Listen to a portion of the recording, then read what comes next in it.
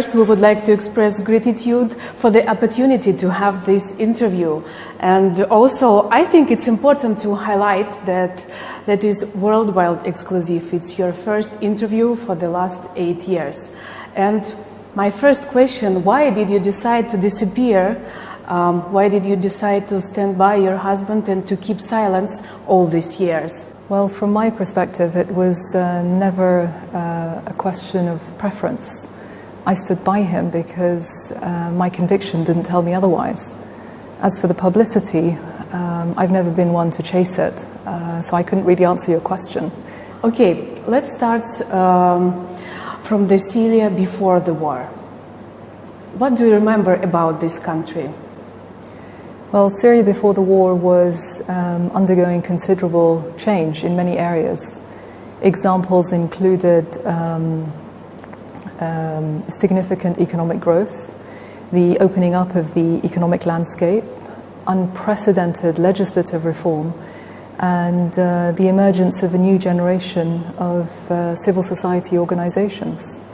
Now, in spite of this progress, no doubt many challenges remained, not least in terms of insufficient economic opportunities for a young population, the unequal distribution of income, the unprecedented consequences of a drought that Syria had never seen before, as well as the influx of over 1 million Iraqi refugees.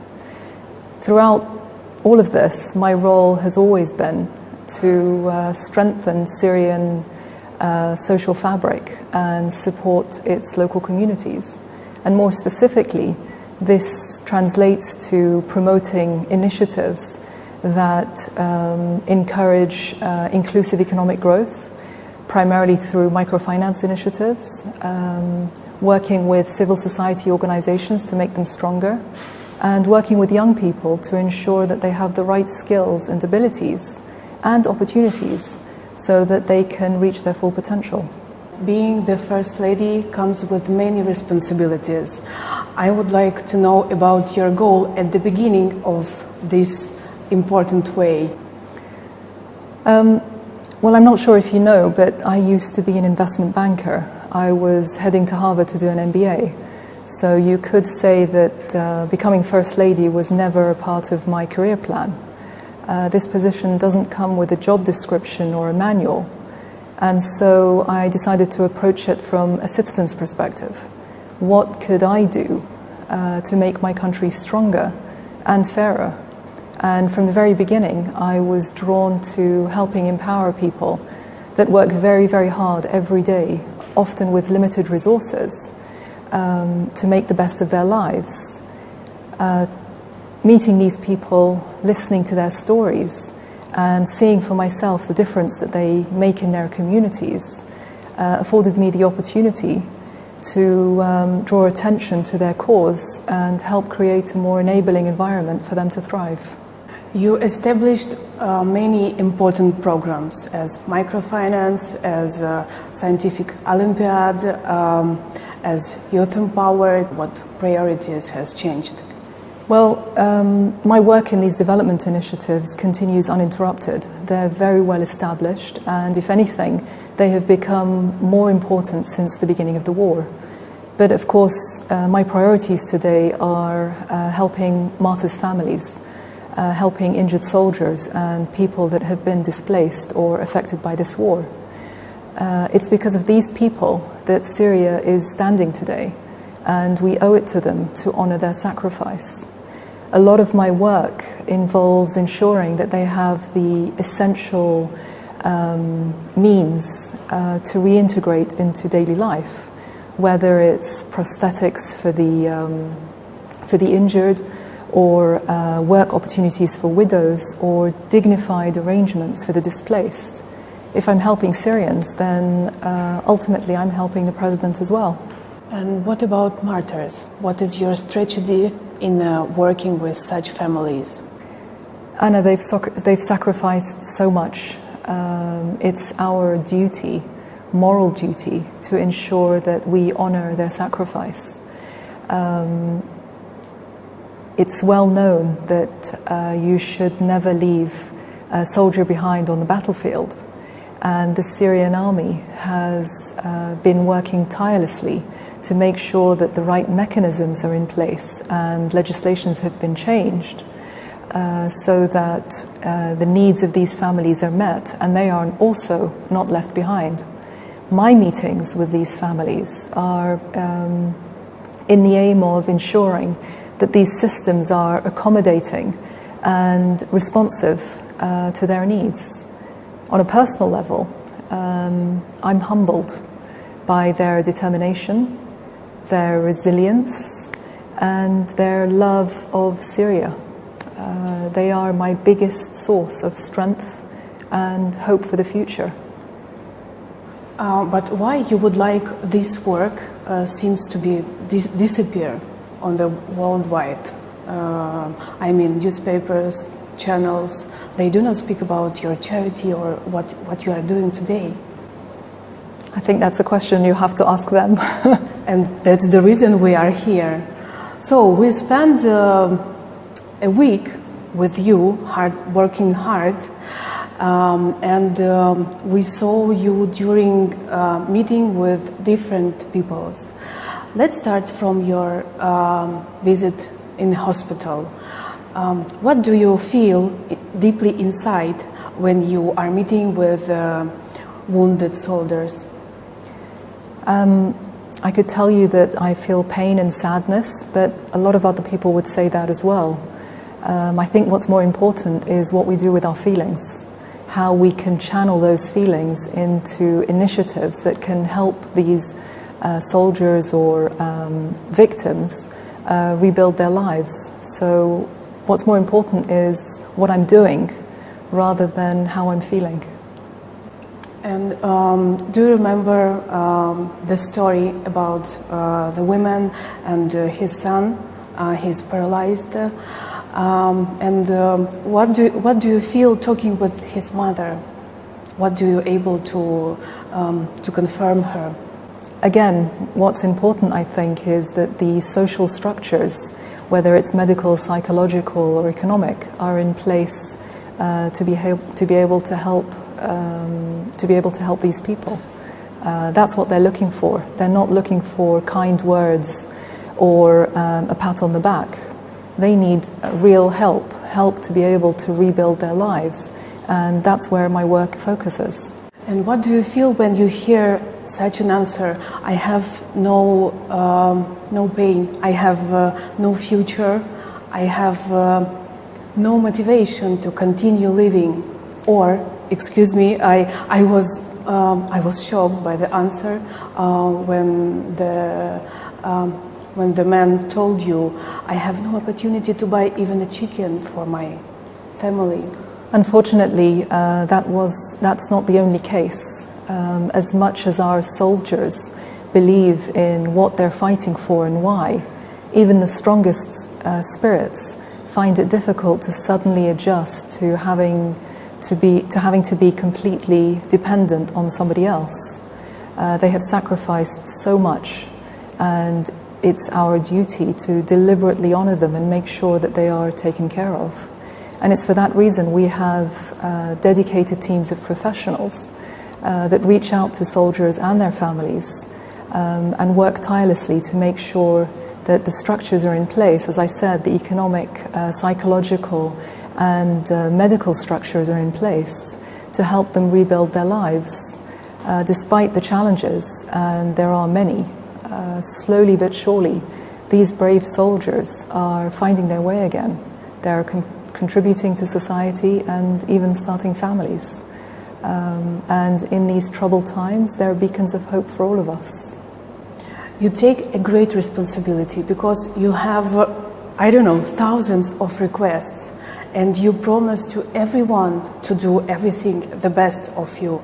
Why? It seems to be impossible to help each person, to help each wounded soldier or displaced or family who has kidnapped. You heard the stories as well as I did. Could you ignore them? That's impossible. In Syria, we believe in honoring our word. This is very important. And I offer the help because I'm confident that the necessary arrangements are in place to be able to address these needs. I'm able to mobilize a very strong, extensive network that has been built up over the years of government, civil society and private sector. And experience has meant that most of these requests can be handled through these established channels. But for me personally, every visit, every opportunity provides a new chance to identify shortcomings in the current systems and processes that need to be changed. And in this way, the effects are multiplied. And if the changes are made, then other people will no longer have to deal with the same problems. And how do you control your team to make this request become true? Well, as I said, first of all, in Syria, our word is our honor, and this is very important. And obviously, the people that work with me share this belief and work within this conviction. Beyond that, I'm a very firm believer in systems, in institutional frameworks that ensure that responsibilities are clear and targets are clearly identified. And by the way, Syria is a small society, and so there have been many times when I have met the same people again. So there's always a way of checking. And what results do you proud of now, by now? Tell you I'm proud would mean that I'm finished, I'm done. The work has been completed and Syria is prosperous. And clearly that is not the case. There is still so much more that needs to be done. Maybe one day when Syria is safe again, is prosperous again, you can ask me that question. I think it's very important that people feel free to ask something. And they really do believe that their dreams or their wants comes true. They are not afraid to ask you because you are First Lady. And can you give me your recipe? How do you ask them to ask you something when they don't like to ask? And maybe they feel confused or not confused, they feel nervous about asking something. Human dignity is very important. And as much as possible, I try to make sure that people are not embarrassed or offended in any encounter that we have. And so I'm proactively always asking what it is that I can do to help and how can I help alleviate some of their hardships. And I always say to them, you're not asking, I'm the one who's asking. It's my job to ask. It's my duty to ask. And in that way I hope that I can encourage them or help them to be more forthcoming. And the following question about safety. So we accompanied you in Syrian Trust in Development, and we also accompanied you on the way to this center, and you drive by yourself. Why do you allow this risk? Very simply, I refuse to live in fear, Anna. Everybody in Syria, you could say, is at risk today. So why should I be any different? More importantly, how can I encourage people to continue living their lives, going to work and sending their children to school, if I don't do the same? That would be hypocritical. But to be honest, the greater risk for me personally is to be isolated from day-to-day life, because ultimately there is no substitute for being directly engaged on the ground. And your way to Australia? We know that one piece of this route was greatly dangerous because from the one side there was territory that is under Daesh control, from the other side they're also under terror control. So why? For us it's incredibly that you drove. I saw by my eyes you drove alone in your car. I do appreciate your concern. But from my perspective, these are Syrian women, mothers and daughters, each in their own way trying to deal with the hardships that have been brought about by this war. And crisis or no crisis, my interest is always, always to extend help to those who need it. And this is a priority above all other considerations. I continue to insist that I remain as accessible and approachable as possible because, again, there is no replacement for human interaction. It's how I learn and it's how I'm able to make a difference. You're constantly exploring the country despite this risk, and you met with the people a lot. And what mood do you meet? What do they talk about? What do they ask you? Conversations vary. There are stories of courage and resilience, stories of tragedy and hope, but always, always the bigger question on everybody's mind is when will Syria be safe again? When can we go home? Since the first meeting with Mr. President and after all these years you are together, is he the same person as you once decided to marry? In many ways, yes. He is the same person I met before he became president. He's very calm. He's very thoughtful and always polite. But probably one of the best things about him is that he is so easy to talk to. You can talk to him about anything and everything, and that's great. And how does difficult military tasks or other difficulties of nowadays influenced him? Well, of course, the responsibilities are much, much greater than before. The burden is tremendous. And that is where all his energy is focused and the majority of his time. But one of the things I admire as well about him is that despite these burdens and the demanding schedule that he has, he always tries to make some time for his family, especially our 3 young children. He takes his role as a father very, very seriously. He's a very giving man. Mm-hmm. And what about you? What principally changed in you during these difficult times? I'm no different to many other people in Syria, Anna. My family has been affected just as any other family in Syria. We are constantly moved and saddened by the tragedies that this country faces on a daily basis. And after 5 years of war, I think it goes without saying that in every home in Syria, there is a sadness that pervades, and ours is no different. And how did your family cope with the tragic loss? I mean, brother-in-law of Mr. President. Well, as all families cope, there is not a family in Syria that has not lost a loved one.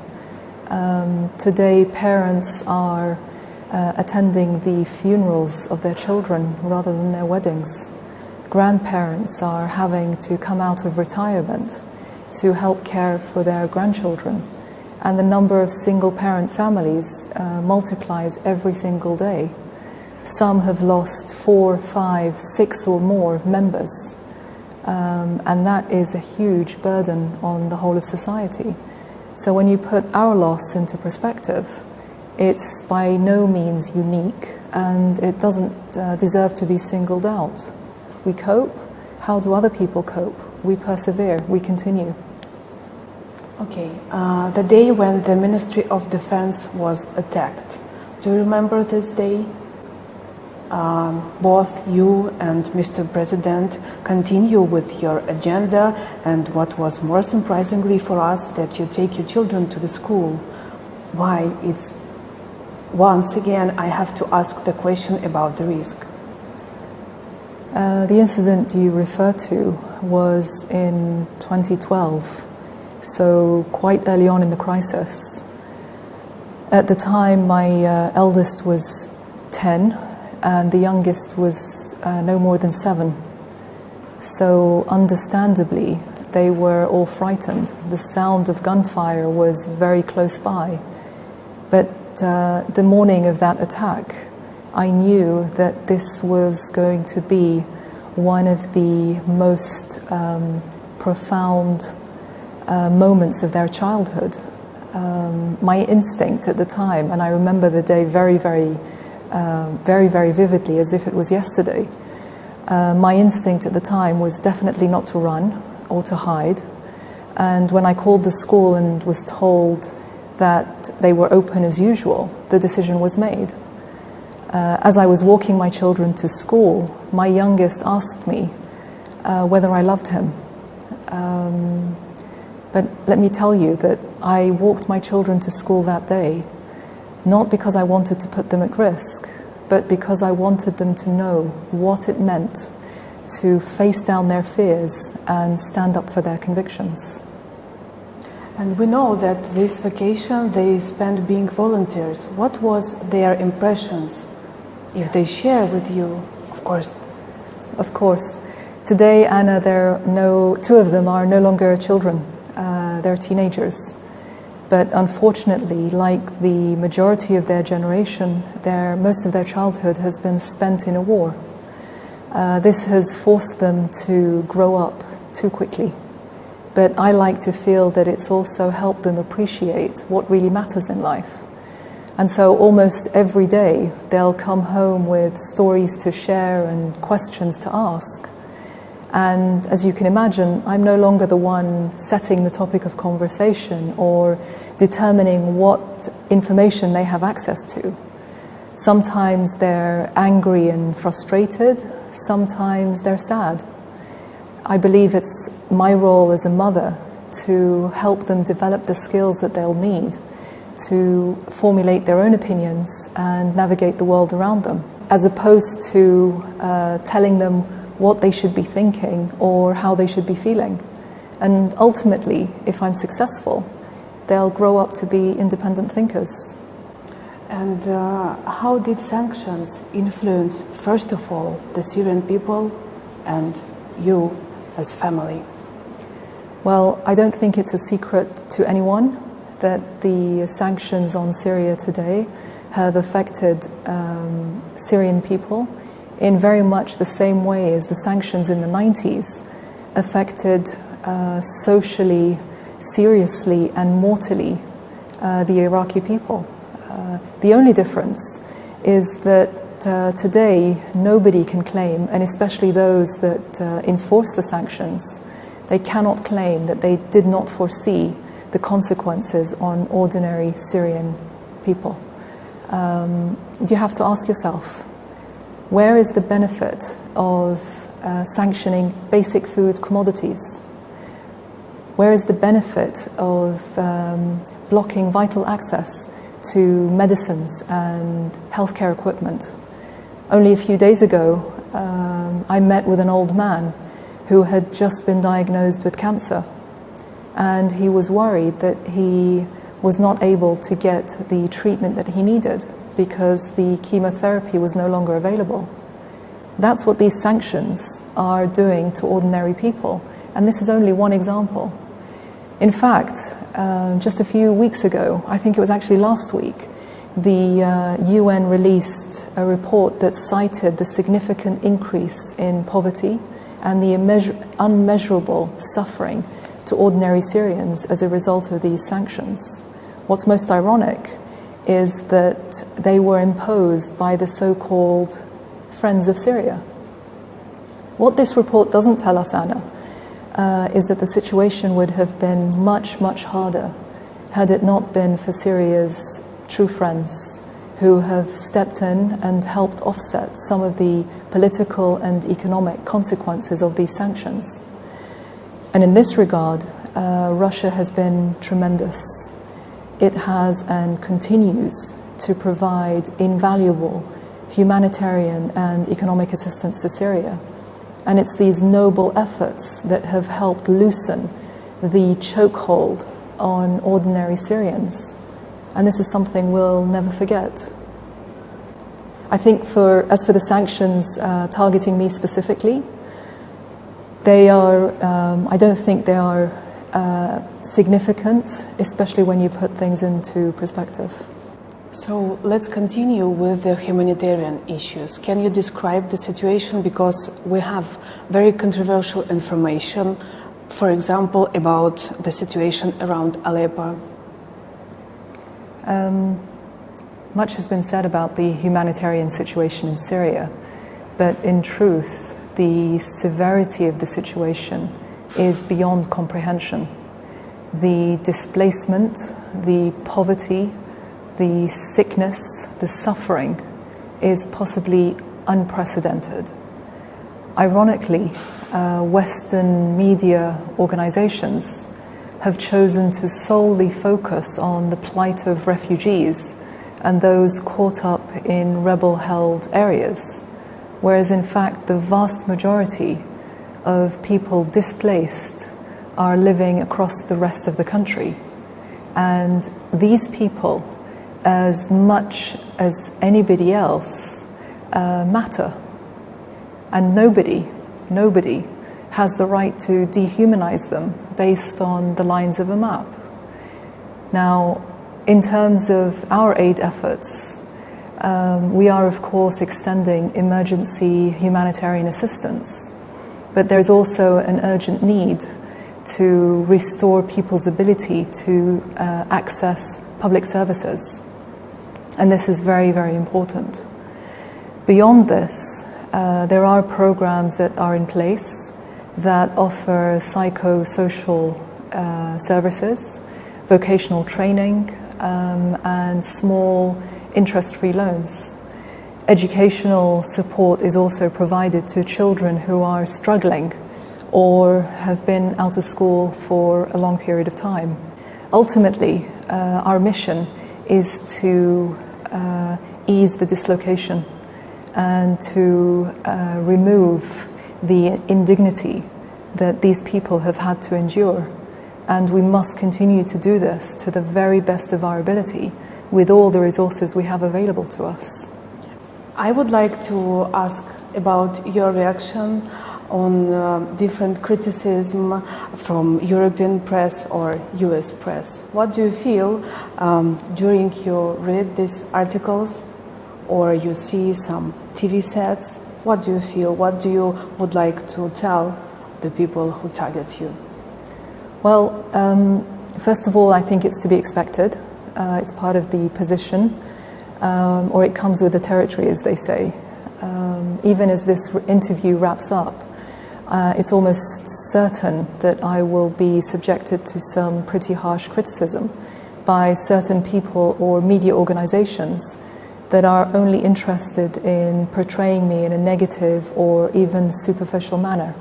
That's their agenda, and there is nothing I can do about it. I think these comments are primarily used to test who we are as individuals. And if you do not remain grounded when you hear the positive, you're more than likely to fold when you hear the negative. You may remember also that at one stage I was the Desert Rose, the elegant First Lady bringing reform, and so forth. As nice as these comments may seem, they actually don't have a lasting impact on me. What's important is that I remain humble and true to who I really am.